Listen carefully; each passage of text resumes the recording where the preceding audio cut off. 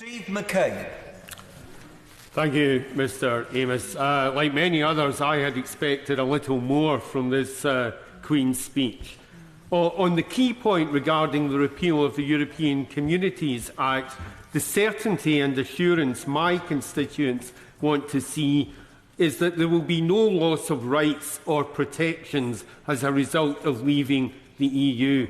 The last thing our country needs right now is a bunch of here today, gone tomorrow ministers blundering around, undoing the safeguards on which the British people depend for protections at work, human rights, environmental security and economic well-being. And one thing's clear, we don't need to hear any more nonsense about extensive use of secondary legislation or Henry VIII powers. This Parliament has plenty of time to debate these issues. And as we reflect on whether or not contempt for regulation played any part in the Grenfell tragedy, the last thing we want to see is our water and air standards reduced and food safety compromised because of the behaviour of those who fundamentally reject precautionary principles or the idea that the polluter pays. If part of my job is to reflect the concerns of my constituents, then it's only fair that I point out that in a recent survey I undertook with the people of Selly, they were very clear about their number one concern. It was housing and homelessness. Perhaps not surprising when you can barely move in Birmingham these days without coming across someone sleeping in a shop doorway. The problem isn't confined to the city centre, it's rife across the suburbs and the same all over the country. It's a consequence of an obsession with austerity. In some cases, it's a direct result of the government's pointless meddling with supporting people programme and heartless and botched attacks on local authority spending and ill-considered welfare changes. My advice centres are full of people with housing problems, a mother with 2 children who's been forced to sleep on the floor of her parents' 2-bedroom house for over 3 years, the man whose bedroom's covered in black mould, repairs that never get done, or the woman who contacted me to say that she and her 3-year-old son had been subject to carbon monoxide poisoning, courtesy of a flue that had not been properly connected to a boiler, despite the work being signed off by the landlord's gas engineer. This Queen's speech should be setting out to make these problems a priority. We need the law simplified so that where individuals bank land or organisations, there are powers to utilise that land. We need permissive powers to encourage funding opportunities so that as well as traditional build, there's scope for smaller developments, community build and high-quality, healthy and environmentally modern systems. We need to be certain that this government is now serious about building such housing and ending the scandal of homelessness. And of course, rather than be shy of regulation, we need to tackle rogue landlords and developers, whether we're talking about council, social housing or the private sector. Last year, the government had an opportunity to look at my Protection of Family Homes Bill, which warned of the dangers of rogue building and conversions. Maybe if they'd spent a little more time listening and a little less time talking it out, their minds would have been a little more focused on the issue of safety and regulation. I hope I'll be able to give them another opportunity in this Parliament, but we shouldn't be waiting for a private member's bill. Providing protection for tenants and homeowners against rogue landlords and developers should be a government priority. And of course, with so little else to address in this Queen's speech, I thought we might have seen an offer to revisit the plight of the WASPy women. If the transitional arrangements in the form of pension credits aren't the answer for these women who are being punished through no fault of their own, what is the answer? It surely can't be to wait until the numbers dwindle through age and ill health. This is an injustice for all to see. Why not a short piece of legislation to tackle it now? And while we're at it, where is the promise to straighten out the mess that's affecting disabled people and the scandal of personal independence payments? How many people have to go hungry, suffer a breakdown, get into mountains of debt and lose their entire self-respect before this government recognises that there's a world of difference between helping those who can work into work and setting arbitrary targets based on bonus payments for private companies that strip the poor, the sick and disabled of the support which any civilised society would see them as rightfully entitled? We heard a bit yesterday from the mover of the gracious speech about his wish for a fairer and more just society. I want that as well. So how am I to explain to my constituents that the average chief executive of a FTSE 100 now earns 144 times the average salary? How do we compare that to cuts to in-work benefits and pay freezes for low-paid workers? Why isn't the government doing something to tackle that? What about introducing a compulsory living wage? And these people can certainly afford to pay tax on a salary that level. It is a great privilege to be re-elected as the Member of Parliament for Torfaen and to once again have the opportunity to speak for the Eastern Valley of the South Wales coalfield in the House of Commons in the days and months ahead. Torfaen, like every other part of the country, face great challenges, and I fear that the challenges will not be met by the weak minority government that we have in front of us on the benches opposite. Now, Mr. Speaker, I have been a historian in the past, and I've tried to look for some parallels in history to give me some optimism at this time. And I found the general election of the 6th of December 1923, which was called by the then Conservative Prime Minister Stanley Baldwin. At the time, he didn't need to call an election at all. He lost his majority and lost his authority, and actually ended up making a statement in this House for the government to resign only 42 days after the date of that election. So perhaps we can look forward to this government staggering to its inevitable end a bit sooner than it might think. But on a more serious note, Mr. Speaker, I do say that my constituents, many of whom have contacted me in recent days, and myself, send all our condolences and solidarity to all those who've been affected by the very terrible events of recent weeks and months. The terrorist atrocities in Manchester, at London Bridge, and indeed at Finsbury Park, and of course all those who've been affected by the terrible Grenfell Tower fire. And I also put on record my admiration for the great work of the emergency services in all those cases. I turn to the specific topic or one of the specific topics of this debate, social security. And I want to talk first of all about personal independence payments, because it's something that I've had in my surgery so frequently over the past 2 years. And I'm glad the Minister, the member for Portsmouth North, is at the dispatch box, because the letter that I'm going to quote from is a letter that she very kindly sent to me back in March. But it finally illustrates why the system isn't working. The mandatory reconsideration system, which has been added in, just isn't effective. And what I have found, Mr. Speaker, in my time as a constituency member of Parliament, is that not enough decisions are overturned at that stage. And the statistic in the letter that was sent to me by the Minister says that of the mandatory reconsiderations cleared, 42,400, just 15%, led to a change in the claimant's award. If you then look at the appeal statistics, the statistics provided to me by the Honourable Lady for the period between April 2013 and September 2016, 125,564 appeals were lodged and 55,495 were overturned. In other words, 44% success rate on appeal. Nearly a half of those who appeal have their award overturned. Now, what that means is people are not getting what they should be entitled to in the first place and are being driven through this process, this highly stressful process of having to go all the way to a tribunal to get what they should have been entitled to in the first place.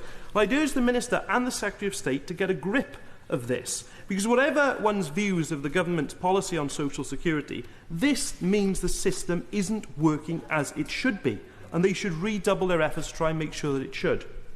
Turning more broadly on social security matters, I'm afraid it isn't the case anymore. We can simply say a job is a route out of poverty because of the record levels of in-work poverty that the last 7 years have created. Quality jobs, however, are a route out of poverty. That's why jobs should be at the heart of our Brexit negotiations. And in recent weeks, Mr Speaker, I visited Arvin Meritor, factory in my constituency that produces brakes, and seen what can be done by a workforce, management, owners and the Welsh Government all working together to create a successful business. But in Wales, we still need a proper industrial strategy right at the heart of this government, at the heart of the UK government. An industrial strategy that looks at specific sectors, that helps steel, which would be of particular importance in South Wales, but also that promotes manufacturing. Manufacturing is where we could have the quality jobs. If we want to improve productivity, the easiest way to do it is in the manufacturing sector. If we are to have export-led growth, then that growth is going to be the most durable going forward. And it is there that the government should be focusing its efforts.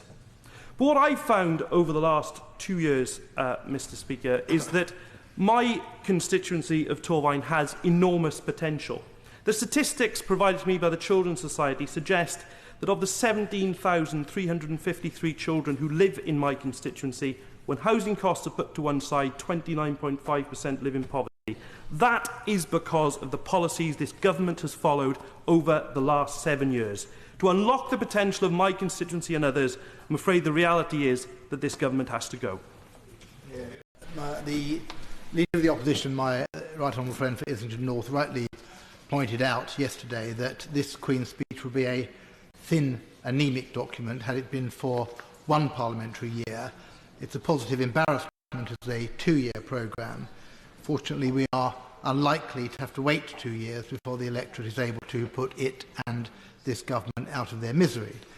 I suppose we should be grateful that a disastrous general election campaign means that much of the Conservatives' toxic programme for government has now been shelved, but that does not mean we can rest easy. The general election result in my constituency and many others was in part a rejection of the extreme hard Brexit being peddled by the Conservative Party, but equally a rejection of their determination to continue the destruction of our key public services. Hammersmith residents were being asked to vote for the demolition and downgrading of their main hospital, Charing Cross, for cuts of up to 25% in schools' budgets, to further cuts of £400 million in the Metropolitan Police, and of course for a refusal by central government to invest in genuinely affordable homes. They decisively rejected that and preferred the message of hope offered by Labour, and yet there is every indication that the automaton at number 10 will plough on with hard Brexit and austerity. Mr Speaker, given the tragic events of last week, I will turn now to the consequences of the Grenfell Tower fire. This is not only a terrible disaster for all those involved in the West London community, it has implications for the safety of hundreds of thousands of families living in high-rise buildings around the UK and draws attention to the neglect of social housing over many years. Yesterday, the Prime Minister apologised for letting down the people of North Kensington. That apology appears to be already forgotten, as she fails to give clear commitments on some of the key issues arising from the disaster. The government must lead on the programme of making safe and giving reassurance to the occupants of tower blocks across the country. The issue is not just the type of cladding and its flammability, but how it is fitted, whether it has been compromised by later alterations, and whether it is compatible with the existing structure. If the cause of this fire turns out, as in the case of the Shepherd's Court fire in my constituency last August, to be a faulty electrical appliance, this is a further indictment of the lack of any effective system of product registration and recall in the UK.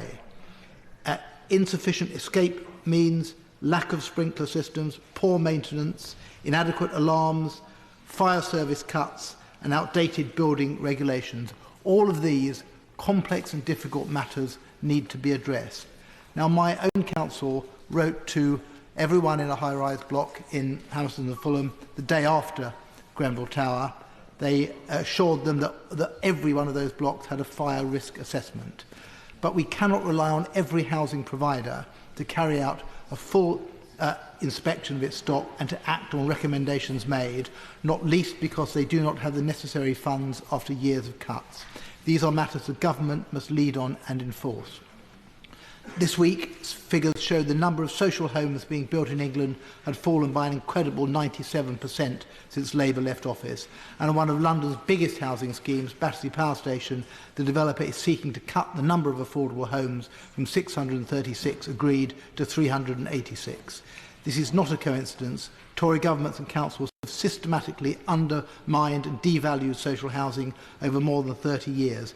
I think of the example in my own constituency of the West Kensington Gibbs Green estates, 750 affordable and social homes sold off to a private developer as part of a scheme promoted by Tory councils in Hammersmith and Fulham and Kensington and Chelsea. And I add, Mr. Speaker, that it was residents from those estates who have been looking after 5 Grenfell Tower families who were unceremoniously dumped in a bed and breakfast hotel by Kensington without any means of support last week.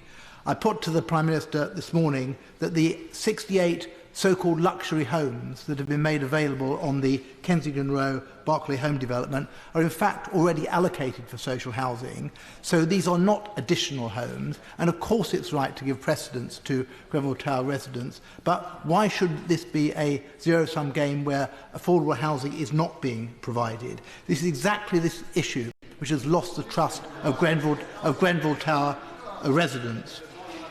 The public inquiry has to restore that trust, but the disaster relief, which was so appallingly handled by the Royal Borough of Kensington and Chelsea, has added to the sense of gloom and suspicion across West London. And I ask, and I don't know why the Prime Minister couldn't answer this question, Mr. Speaker, if it's right for the Chief Executive to go, and the Prime Minister said it was, why is it not also right for the political leadership of that council, because of the disastrous way that it's behaved, to go also? Mr. Deputy Speaker, I end by commending the work, the effort, and indeed the speech given by my new honourable friend, the member for Kensington. She and her predecessor as MP for North Kensington, honourable friend for Westminster North, have cared and have looked after the population of that area, but that cannot be done without the resources that we need. And I make this plea to the government that the Prime Minister has to make good her pledge, not just to those residents, but to everybody in need of social housing. This must again be a main form of tenure with proper government support in this country. Mr. Speaker, housing, and especially social housing, has been shown up in sharp focus as a result of the Grenfell Tower tragedy. Indeed, in her statement this morning, the Prime Minister admitted that for too long our country, meaning England, under governments of both colours, simply haven't given enough attention to social housing. This is in huge comparison to what is happening in Scotland.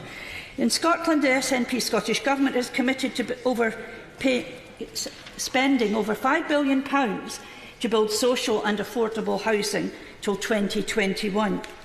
The UK Government has allowed the sale of housing association properties. The Scottish Government has ended the right to buy to protect existing stock of social rented homes. The UK Government doesn't really help 18 to 34-year-olds, and their tremendously difficult housing benefit recall for 18 to 21-year-olds is causing real hardship across the country. The Scottish Government welcomes the fact that now the UK Government is looking into protecting vulnerable people in private landlord lets, but in Scotland we have made a real issue of this because we want our youngest people and tenants to be well protected. The SNP welcome a full public inquiry into the Grenfell Tower fire and believe that no stone should be unturned in order to ascertain the causes, ensure appropriate lessons are learned and get justice for the many families of victims and survivors. The Scottish Government Resilience Operation has met to discuss any potential impact for Scotland.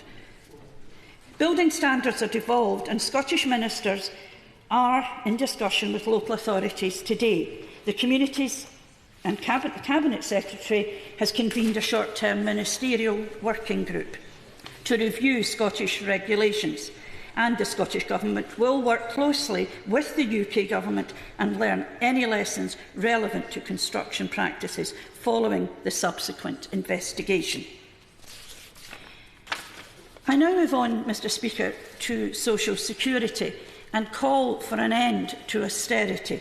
If one thing came out of the recent election, it was that the Tories' cost-cutting austerity agenda, and especially where it impacts on our older citizens, isn't wanted.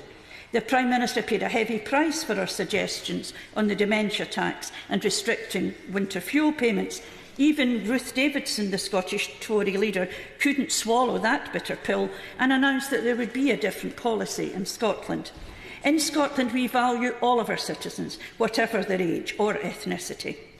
Many constituents have approached me in desperation and disbelief. In fact, Mr Speaker, I have a long list and I don't have time to go over them. But during the election, I was approached by a very grieving grandmother whose son had just been widowed. The so-called simplification of bereavement support resulting in cuts to widows and widowers when they are at their most vulnerable is scandalous. Try to imagine how it must feel to be grieving, having to give up your employment to deal with a young family and find out that the financial support you expected because of your circumstances was no longer there. This happened in April of this year. The SNP are opposed to any increase in national insurance, especially at a time of low consumer confidence and squeezed household budgets. We need a freeze on national insurance contributions and VAT. The SNP here in Westminster will fight for a moratorium and review of the closure of HMRC offices in Scotland and across the UK, for beneficial ownership of companies and trusts to be made public, to have measures to improve the transparency of tax paid by major international companies, and for further action by the UK Government to tackle international tax avoidance. If these measures were taken, then austerity cuts may not need to be done at all, and at least then they would be lessened. The SNP will also fight for the end to benefit sanctions, the rollout of universal credit, and to charges from the child maintenance service, and to end private company involvement in social security benefits. And finally, for a premium rate telephone charge to be abolished for those seeking advice or claiming benefits from the DWP. Not only do you cut benefits, this government cut benefits, it charges people increasingly large amounts to access the right to what is theirs. We must look at helping the worst off and most vulnerable in our society, not to impose further cuts on them. I can't go without mentioning the WASPy women. I made it. I got my state pension, but anyone who was born a year after myself didn't. Women have retired expecting to get what they paid in. They weren't told that this wouldn't happen, and they are living in very straitened circumstances as a result. This government needs to stop the austerity cuts and to look after the people in this country much better. Mr Deputy Speaker, on behalf of more than 50% of people who voted against austerity in the general election just 2 weeks ago, I want to express my profound disappointment in the content of the gracious address yesterday. After delivering Brexit and building a stronger economy, it refers to making our country fairer, echoing the Prime Minister's warm words on the steps of Downing Street about building a country for everyone. Frankly, this just doesn't stack up. As a result of 7 years of austerity under this government, we have seen escalating levels of poverty, including 7.4 million people in working households, 4 million children, 4.2 million disabled people, and 1 in 7 of our pensioners are living in poverty, an increase of 300,000 since 2010. At the same time, we have seen excesses in boardroom pay where Britain's top bosses are paid on average 312 times more than a care worker, 165 times more than a nurse, 140 times more than a teacher, and 132 times more than a police officer. It's all right praising the work of emergency services. Let's give them a decent pay rise. We have seen the richest 1,000 people owning more wealth than the poorest 40%. And we have seen this government's tax and spending policies reinforce rather than address these inequalities. The Conservative manifesto promised more of the same, carrying on regardless of the pain and the suffering so many people have endured and are still enduring. Their manifesto broke promise after promise. There was no mention of raising living standards in spite of average wages in real terms being at 2007 levels. No reference to raising the national living wage in spite of 1 in 5 workers being in low-paid jobs. But instead, it boasted that corporation tax will continue to be cut in spite of already being the lowest in the G7. Shockingly, it pledged to further erode the social security safety net for older people, removing the winter fuel allowance for 10 million pensioners and the state pension triple lock, while promising a dementia tax to be paid by selling your own home if you couldn't afford it and you're in the unfortunate enough position to need home care. The Queen's speech mentioned nothing of these Tory manifesto promises, so I'd be grateful if the Minister can confirm that given their coalition partners' position on these issues, they will not now be being delivered. Given the Government is currently in breach of their own 2014 Pensions Act, will the Minister also confirm when the Government will be responding to the Cridland report and guarantee that there will be no further increase in the state pension age? Further to this, there was no mention in the Queen's speech about the plight of the 2.6 million WASPy women, including 4,000 in my own constituency, affected by the accelerated increase in their state pension age, many of whom had no notice of this increase and many of whom have been left destitute. I have had cases where women in their 60s have had to sell up everything and are literally sofa surfing. In your 60s. What will the Government be doing in particular to address their plight? We are the 5th richest country in the world. These women have contributed to society, and it is quite scandalous that they're being treated in this way. The Government must act urgently to address the WASPy issue and reflect on the desperate circumstances that many WASPy women are in and put in place mitigation. The Government also seems oblivious to the escalation in child poverty over the last 7 years, with 1 million more children expected to fall into poverty by 2020. They seem unconcerned of the direct and immediate effect that this is having on their health and well-being, let alone their long-term life chances. The Tory manifesto pledged to cut free school meals, and while I'm pleased that this has been dropped, can the Minister confirm what specific measures are in place to address the rise in child poverty and to ameliorate these effects?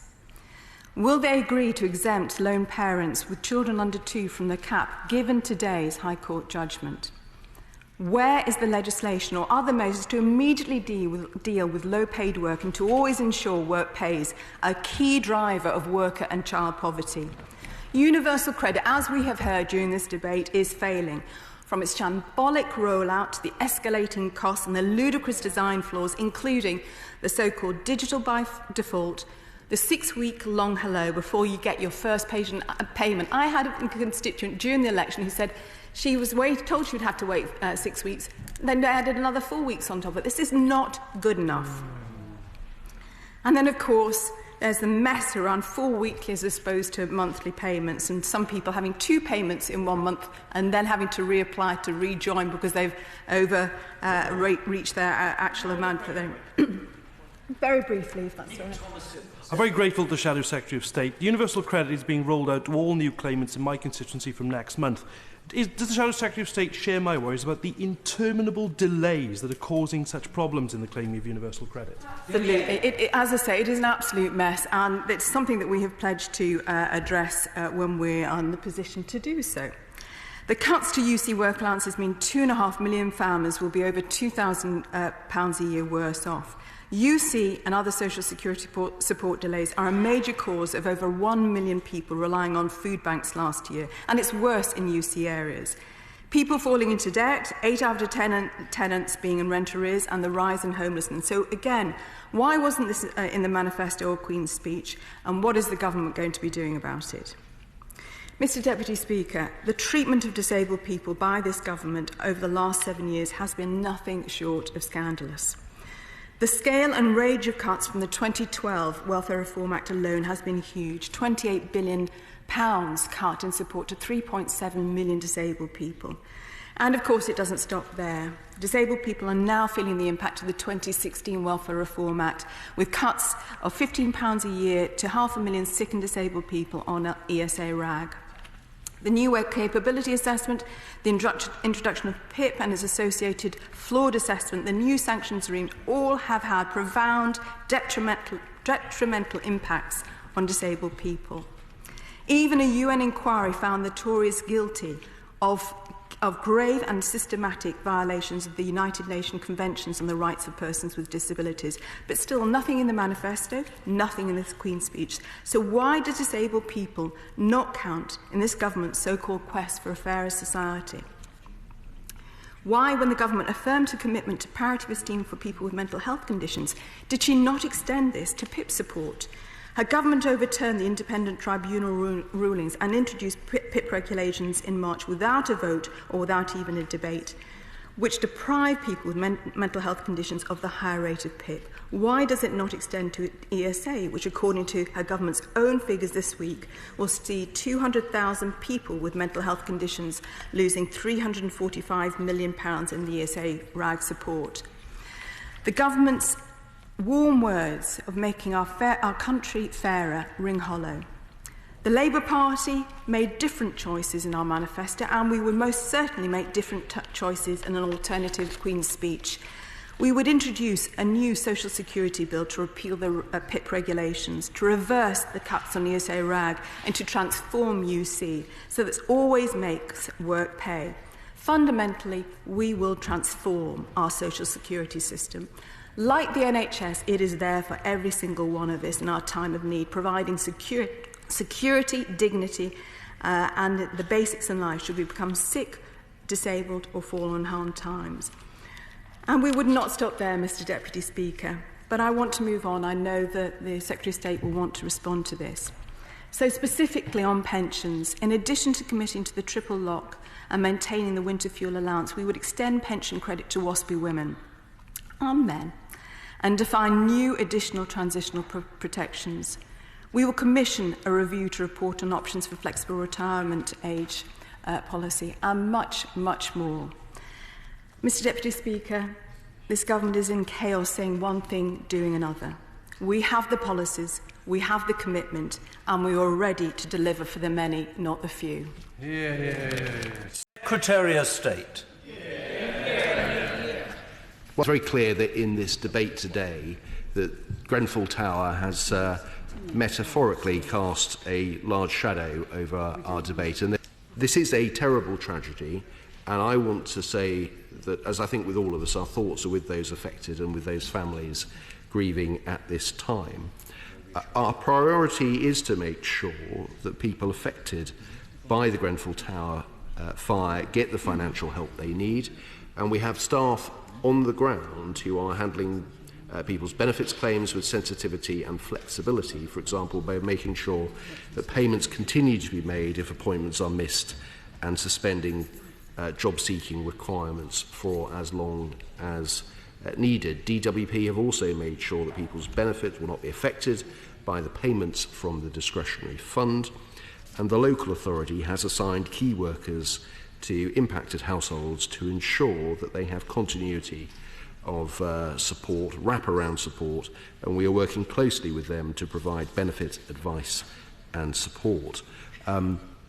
Money is available from the £5 billion discretionary fund to meet funeral costs, and DWP also administers funeral expenses payments, and the local authority also has funds to support people who cannot afford the funeral costs. It is important that all parts of government work together to provide the support that is necessary for the people of Grenfell Tower and the surrounding areas. The debate on Grenfell Tower, I think, has also shone a light on the wider issue of housing, and we've debated that earlier, and my right honourable friend, the Communities and Local Government Secretary, set out the government's position that it is worth reminding the House that we do have a proud record since 2010. We have overseen the building of nearly 1 million new homes and helped around 400,000 households to get on the property ladder through Help to Buy. But with housing becoming increasingly unaffordable, we know there is much more to do. It's a point that my honourable friend, the member for Hertfordshire, made. And we have set out our strategy in the Housing White Paper, and we are bringing forward a bill to ban unfair tenant fees. We will drive this forward by investing £7.1 billion through the Affordable Homes Programme, implementing the Homelessness Reduction Act, and continuing to support the regeneration of housing estates. We have not built enough homes in this country for generations. We need to build more of the right homes in the right places and ensure the housing market works for all parts of our community. Now, Sir David, let me turn to some of the welfare issues that have been raised in the course of this debate. Our welfare reforms are restoring fairness and are supporting people into work. Having a welfare system that offers work for those who can, help for those who could, and care for those who can't is part of our plan for Britain to build a fair society for all.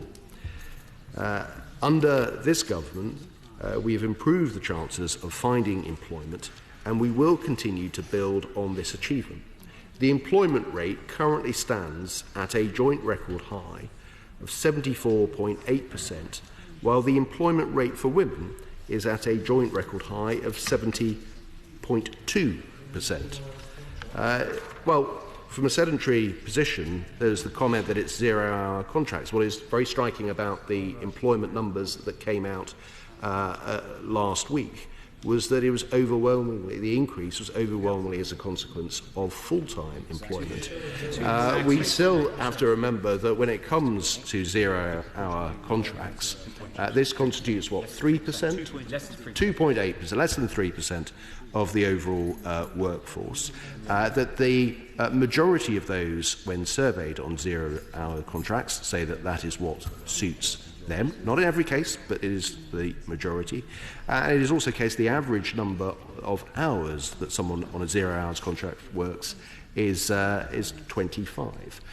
So let us not mischaracterise the nature of our labour market. Now, let me turn to universal credit. This is a landmark reform of the welfare system that will maximise people's chances of getting work, staying in work and progressing into better paid work. Universal credit is working. People move into work faster, and there's encouraging signs on that. I will give away in a moment. The rollout of universal credit continues to deliver to plan. It's rolling out in a gradual, safe and secure way to ensure successful delivery and the best service for claimants. And the programme has recently passed an important milestone with well over 1 million claims made and the number of claimants higher than job seekers' allowance. I'll give way to the honourable member. Very grateful for that, because I'm aware that time is short, but would the Secretary of State agree with me that the current taper is simply inadequate compared to what we planned a few years ago? What's the advantage of going into low-paid work under the current taper? Secretary of State. Well, of course, we have recently reduced the taper rate, so we have taken steps in that direction. But one of the attributes of universal credit is that it doesn't have the cliff edges, if you like, of the system that we have run up till now, the legacy system, that there aren't the disincentives to do more hours, to take on more work, and that is part of what we believe will be one of the great benefits of universal credit, that it will make it always sensible to do more. So we have taken steps in terms of reducing that taper rate. Now, Sir David, I don't know whether I'm being overly ambitious, but one of my objectives as Secretary of State is to, I hope, at some point convince members opposite that this is a really important and beneficial reform that they should be getting behind and not opposing. But that, I have to say, Sir David, remains to be seen. Now, can I just turn to the issue of disability and health? There are now more than 500,000 more disabled people in employment than 3 years ago, and the employment rate is at a record low. But we know that there is further to go, and I want to highlight, and particularly in response to the comments made by my right honourable friend, the member for Cheshire and Hammersmith, who spoke earlier about the disability employment gap. She raised our excellent record on the subject, and I want to put on record that the government is committed and remains dedicated to continuing our work in improving employment outcomes for people with disabilities and health conditions, and we have made a commitment to get 1 million more disabled people into work over the next 10 years. This will enable them to enjoy the benefits that we know good work brings. Just turning briefly, Sir David, to pensions, we're committed to ensuring economic security for people at every stage of their life, including when they reach their retirement. We're also clear that fairness must be maintained between the generations. The new simplified state pension provides a firm foundation on which to plan for retirement. Alongside the state pension, automatic enrolment has been introduced to ensure that the UK builds pension systems that enables individuals, with the help of their employers, to save towards achieving the lifestyle they aspire to in retirement, and which is sustainable into the future. Around 10 million people will be saving more for a private pension to top up their state pension by 2018. Now, Sir David, this government has worked hard to improve people's lives. We are focusing on delivering more housing and have introduced the successful welfare reforms which we will continue to build on. I'm proud of this Conservative government and what we have achieved to date and what we have committed to achieve in this Parliament. This is an important, gracious speech, and part of what we will continue to do as a government is ensure that we get people to work, we reform welfare, and that we continue to deliver for the British people. And consequently, Sir David, I commend this speech to the House.